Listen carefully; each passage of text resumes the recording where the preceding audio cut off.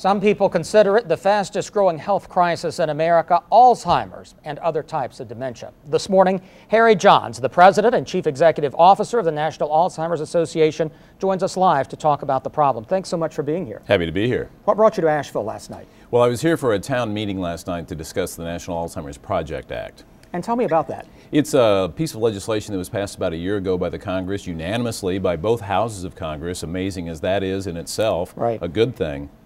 Signed into law by the president to really create, for the first time ever, a plan for Alzheimer's in America. And the numbers are startling, aren't they? The numbers are just staggering. 5.4 million people are estimated to have the disease right now in America, right. And that will go up to as high as 16 million by the middle of the century. 15 million caregivers already today. Potentially the biggest health crisis 2 generations from now. There's no doubt, because of the boomer generation, my generation, right. 10 million boomers will have the disease. That will drive that curve up to as many as 16 million by the middle of the century. I mean, living longer sounds great, and it is for many people, but one of the downsides is many of those people will have dementia or Alzheimer's. Well, regrettably so. Certainly we all want to live longer, but we want to live a very positive life, of course. Alzheimer's will occur in just about half of the people over 85 today. That is just frightening. And of course, early detection is the key regardless of the age, right? Certainly we encourage people to get diagnosed at the earliest point of symptoms, because even though we don't yet have the treatments we need, it can make a difference in people's lives, as well as the interventions and programs that we can offer at the association. You were referencing caregivers earlier. We've done a lot of stories on Alzheimer's. Talk to them.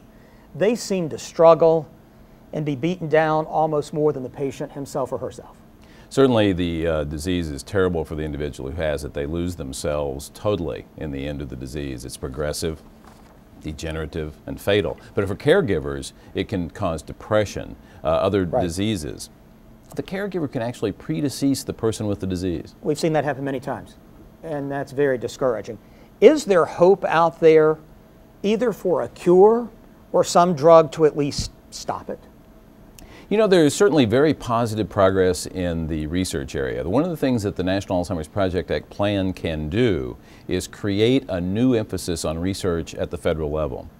We need that additional resource, significant resources like we have for cancer and heart disease and other diseases that have made such progress. But there's definitely reason for hope in what's happening. And advocacy is the key, is it not? Advocacy, people mobilizing. People could go to our website, alz.org, and they can sign a petition and get the administration to act on Alzheimer's today. Harry Johns, thanks so much. Thank you. Pleasure to meet you. Appreciate it, Jay. Thanks so much.